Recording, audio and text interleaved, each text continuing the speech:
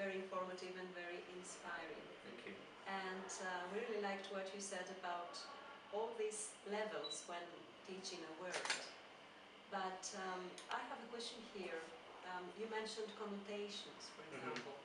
At what stage can we teach certain things like irony, for example, or you know, the emotional aspect of the word that differentiates knowledge between the B1 learner and the C2 learner? Yeah, I think obviously we talked today a bit about context of use, didn't we? And you know, you're starting to play with this and the idea of irony. If you like use a word like powerful when you mean strong, yeah.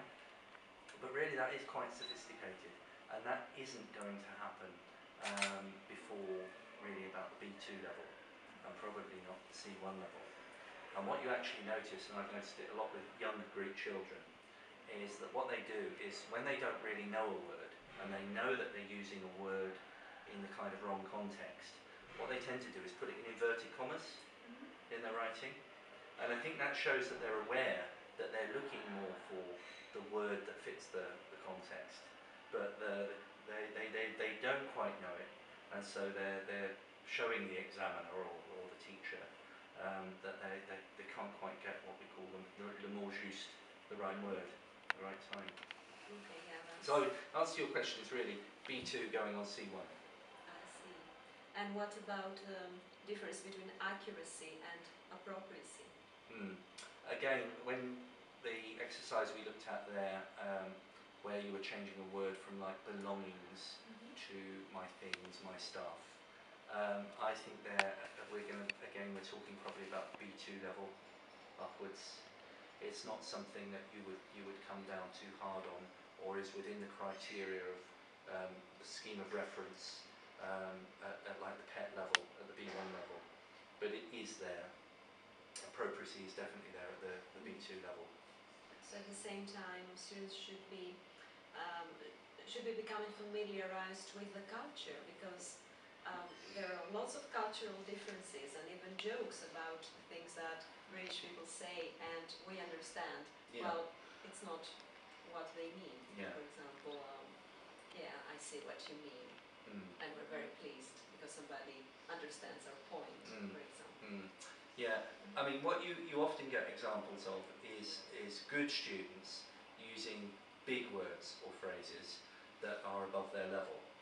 And they know roughly where they go, but they're kind of so far above their level that they never quite get it right. So I think you have to be a little bit careful about going for like irony. Go for fun, go for emotion, go for play at like the A2 and the B1 levels, but not sort of irony. And what do we do with ambitious students who want to show some ambition in their writing, for example? Like I say, the credit will be rewarded for that real kind of ambition as you reach the top of the B1 scale and you're moving into the B2 scale. But I've always felt that in Greece, very often teachers have often said to me, no, but we want to start them doing these type of things like writing long stories or writing long essays very young. But it's not really appropriate for the language level. I know it seems that it's a means of expression for kind of getting, 150 words down on paper, but that's why we don't use task types like that at the A2 level or even the B2 level. We restrict it to an email or a very short email or a very short letter. True, but have a lot of pressure in Greece, especially Natassa, I think, can tell you about that in private schools, from parents who want their children to get certificates at as young an age as possible. Yes, what I would like to ask you for that is, you mentioned at a certain point that you noticed that referring to the origin of the word doesn't help you in your teaching.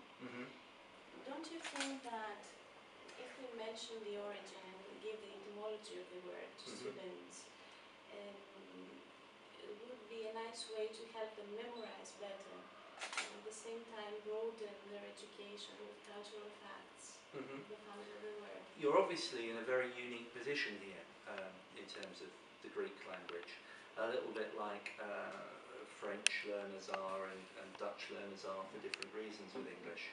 But again, I would stress the fact that if my experience of seeing approaches like that tends to lead students into perhaps being overconfident with that word, that they know that word because it's like a Greek word, and that they find it then hard to marry that word around all the other words within English, within the context, and use it in the contexts that it's limited to in English.